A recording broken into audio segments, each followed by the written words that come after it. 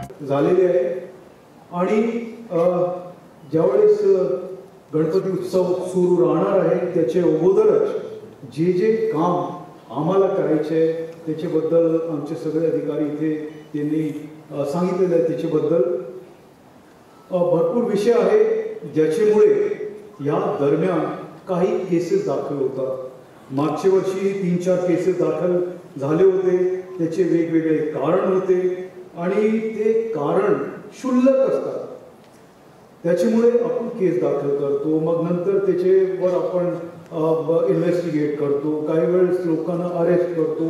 हे जे मुद्दे ते झाले नाही पाहिजे असं माझा एकदम स्पष्ट मत आहे आणि त्याच्याबद्दल जर सर्वांनी व्यवस्थितपणे काळजी घेतली तर हे मुद्दे आपण त्याच्यावर काही केसेस वगैरे किंवा इतर जे मुद्दे असतात ते होणार नाही। छोटे छोटे कारण मी तुम्हाला सांगतो, मोटरसायकलचा धक्का लागला, मग हे एक केस दाखल झाला होता। मिरवणूकमध्ये काही आक्षेपीय बोलचाल झाली होती ते होते, ट्रक जे होता त्याच्यामुळे एक केस दाखल झाला होता। हे वेगवेगळे जे आहेत त्यामुळे केसेस आपण दाखल करतो। याच्याबद्दल तुम्ही जरूर आपले जे मंडळ आहे त्यांच्याशी बोला। ज्यावेळेस 10 दिवस हे आपले उत्सव चालतो त्या दरम्यान किंवा विसर्जन दरम्यान जे केसेस होतात ते होऊ नये।